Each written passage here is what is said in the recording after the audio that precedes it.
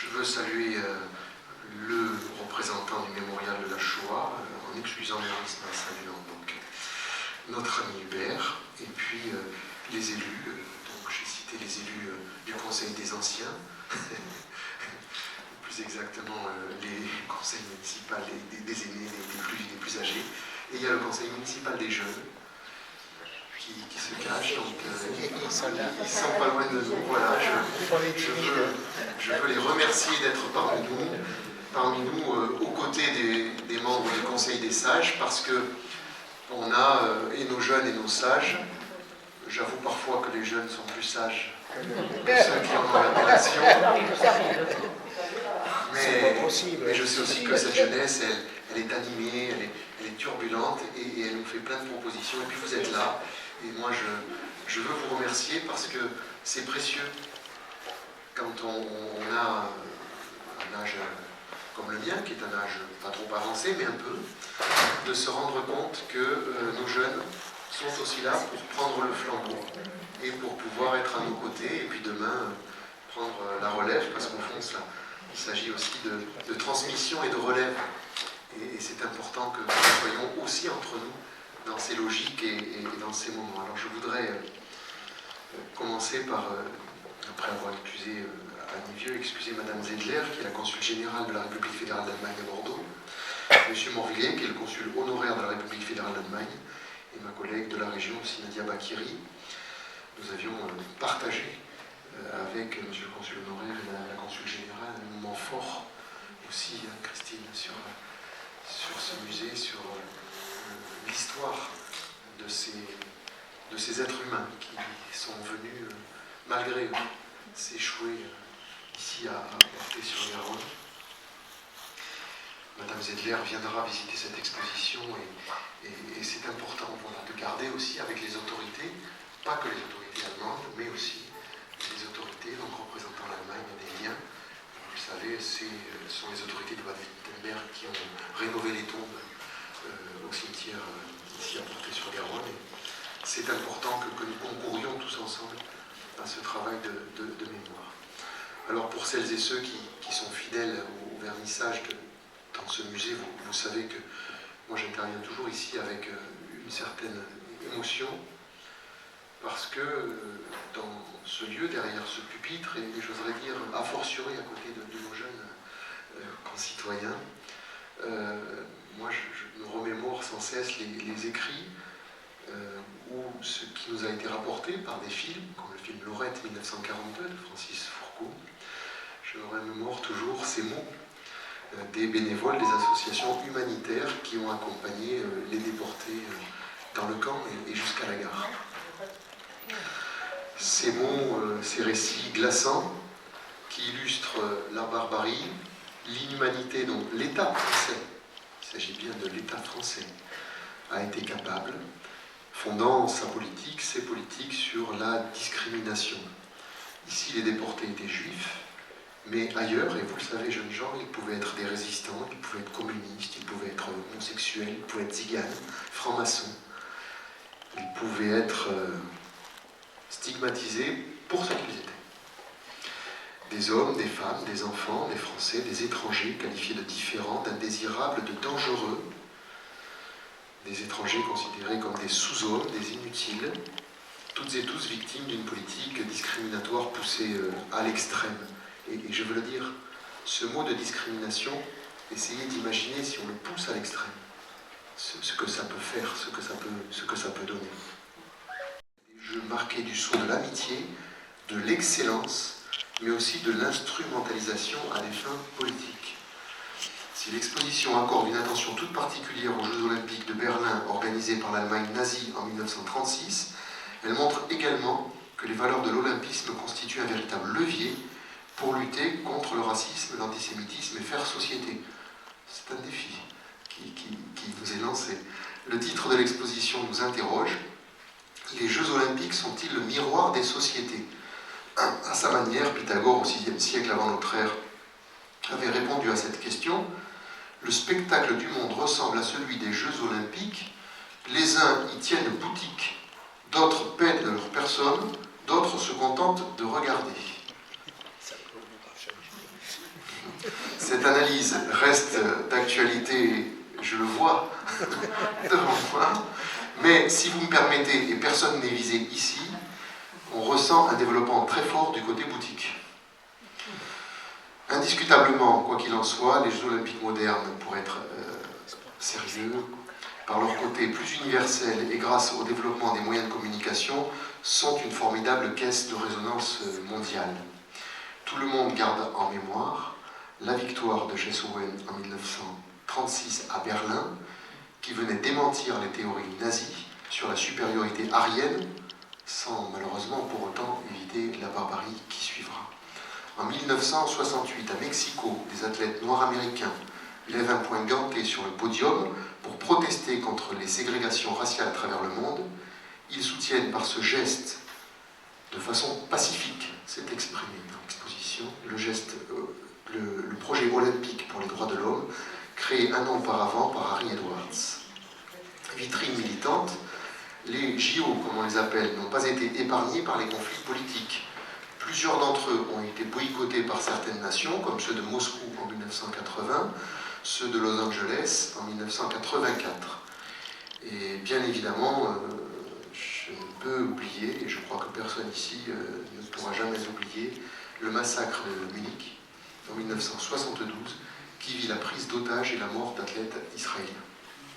Alors oui, incontestablement, les Jeux Olympiques ont été les reflets des tendances fortes qui traversaient nos sociétés. Mais on peut aussi partager que ces Jeux Olympiques ont également été en avance sur le temps. Deux exemples, si vous me permettez. Les femmes, d'abord. Exclues par Pierre de Coubertin dès l'origine, leur combat sera finalement rapidement pris en compte dès 1900 et conduira lentement à une participation en croissance constante. En 1936, 4 sports sont ouverts aux femmes, pour un total de 15 épreuves. Les femmes représentent alors 8,3% des athlètes. Mais je veux rappeler quand même, s'il le faut, qu'à la même époque, les femmes n'ont toujours pas le droit de vote en France. Et qu'après avoir eu le droit de vote, il a fallu encore attendre pour qu'elles aient la possibilité d'ouvrir un compte en banque. Donc c'est quand même un sujet que celui de l'égalité des droits. Deuxième exemple, celui des personnes souffrant d'un handicap. Dans la continuité des Jeux de Stoke-Mandeville, les Jeux de Rome en 1960 sont considérés comme les premiers Jeux paralympiques. Aujourd'hui, ça semble naturel. À compter des Jeux de Séoul en 1988, ils se tiendront à la suite des JO et dans la même ville. En France, toujours en France, il faudra attendre 2005 pour qu'une loi définisse le handicap et impose un principe d'égalité dans tous les domaines. Donc, effectivement, on peut considérer que parfois les JO sont inspirants ou qu'il peut être utile de s'en inspirer.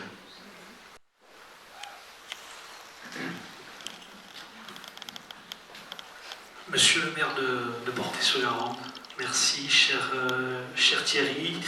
Mesdames et messieurs, élus du conseil municipal et du conseil municipal des jeunes, les plus sages, si j'ai bien suivi le discours de monsieur le maire. Mesdames et messieurs, chers amis, que dire de plus sur ce siècle d'Olympiade que vous avez retracé ici? J'ai envie de dire que vous êtes notre meilleur représentant de l'exposition que nous avons conçue avec deux autres collègues qui ont pu être présents parmi nous ce soir, Paul Dietschi et Caroline François. Je crois que tout est dit au sens où, effectivement, cette exposition, le sport miroir des sociétés, le sport reflet de ce qui a été une époque, c'est bien le sujet ici, et s'il est vrai que nous évoquons évidemment les enjeux géopolitiques, nous évoquons surtout la question des discriminations et parfois jusqu'où nous mènent ces discriminations, je vais y revenir. Mais de mon côté également, je voudrais évoquer ce lieu parce qu'il est important pour nous, mémorial de la Shoah. C'est un lieu d'ailleurs où nous nous réunissons maintenant, puisque le mémorial de la Shoah a l'honneur de participer avec d'autres, avec l'ONADG, avec le Musée de la Résistance, la déportation de Toulouse, au comité scientifique, et nous en sommes réellement honorés. Rappelez que ce lieu, c'est celui qui symbolise pour nous évidemment le camp d'internement du Récé Bédou. Ce sont, vous les avez cités, ces 300 tombes juives dans ce qu'on appelle le cimetière israélite de Portet-sur-Garonne et qui viennent nous rappeler ce qu'a été cette ville en tant que camp d'internement, ce camp d'internement, comment l'antichambre, vers Drancy, vers Auschwitz, pour beaucoup d'entre eux à partir d'août 1942. Mais porter, c'est aussi cette formidable volonté de transmettre cette histoire, de transmettre cette mémoire sans y renoncer de manière récurrente. Et je pense ici à Angèle Bettini. Je souhaite aussi lui rendre hommage. Il y a une salle derrière nous qui porte son nom, et je sais que Porter est aussi terre de résistance. Et je crois que, vous l'avez dit, c'est des juifs ou d'autres qui sont arrivés ici, je pense aux réfugiés espagnols, ne l'ont pas choisi. Mais il y a eu là et jusqu'à aujourd'hui de véritables efforts de solidarité qui ont été faits. Au quotidien, nous échangeons souvent avec Christophe Lefebvre. Je tenais aussi à le remercier pour l'organisation de ce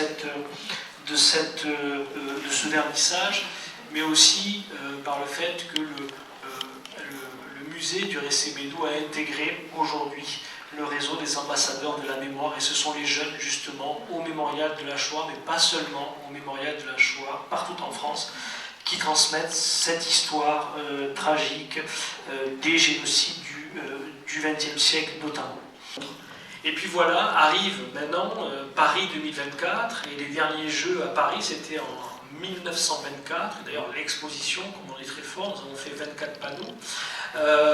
Et de fait, on a voulu retracer cette histoire, le sport miroir des sociétés. Parce que le mémorial de la Shoah, bien sûr, le cœur de ses missions, c'est la question d'antisémitisme, c'est la question de l'assassinat programmé, systématique, intentionnel des Juifs durant la Seconde Guerre mondiale. Mais ça fait bien longtemps que le mémorial de la Shoah, parce qu'il s'intéresse à l'ensemble des génocides du XXe siècle, s'intéresse aussi à la question des discriminations. Alors, au départ, évidemment, plutôt à la question des différentes formes de racisme. Ça nous a interpellés dans nos expositions, dans nos activités scolaires ou pas. Et puis, on s'est rendu compte que le sport, c'était cette plasticité totalement étonnante, où on pouvait à la fois avoir l'émulation, la compétition, l'entraide, la solidarité, mais on pouvait aussi avoir le rejet, l'exclusion, les insultes. Et ça, on a considéré que c'était notre domaine. Alors, bien sûr, on n'allait pas en faire un discours, on allait faire de l'histoire. Et donc ici, c'est de l'histoire que nous faisons. Et nous avons choisi des Olympiades les plus diverses pour évoquer toutes ces questions. Alors bien sûr, je vais essayer maintenant d'incarner les choses plutôt que d'avoir un discours général, et vous donner comme ça quelques parcours qui ont marqué l'histoire des Jeux Olympiques et qui nous marquent jusqu'à aujourd'hui. Alors vous avez, monsieur le maire, bien saisi la structure et les points forts de l'exposition 1936, et je dis clair, d'accord, 1968, les points levés de Tommie Smith et John Carlos pour dénoncer la ségrégation raciale aux États-Unis, mais aussi la pauvreté des Noirs américains. Mais souvent on oublie que sur ce podium, il y a 3 personnes. Il n'y a pas seulement Tommie Smith et John Carlos, et je vous invite à aller trouver le panneau concerné. Vous verrez qu'il y a un Australien, Peter Norman. Voyez, et Peter Norman, observez-le bien, on croit qu'il est absent de la scène historique qui se déroule. Peter Norman est bien présent parce qu'il porte ici un petit badge qui lui a été remis par Tommie Smith et remis également par John Carlos. Et le badge, sur ce badge, il est inscrit Olympic Games Against Racism. Jeux olympiques contre le racisme. Et donc, de fait, Peter Norman, les 3 qui sont ici, pour avoir été engagés, les 2 pour avoir levé le poing, baissé la tête pendant l'hymne américain, entré en chaussettes sur le podium à Mexico en 68, seront à jamais exclus de la compétition. Mais Peter Norman aussi, Peter Norman aux Jeux Olympiques de Sydney en 2000, l'Australie ne l'invite pas. Ce sont les États-Unis qui invitent Peter Norman à venir aux JO de 2000. Et si je veux terminer ces belles histoires dans la grande histoire, c'est qu'en 2006, Peter Norman décède, et c'est Tommie Smith et John Carlos qui viennent porter le cercueil parce qu'il a été d'une solidarité exemplaire, il n'a pas été indifférent au sort du monde. Et vous savez, quand on travaille au mémorial de la Shoah, notre sensibilité, c'est aussi l'indifférence au sort du monde quand un drame se noue devant nous.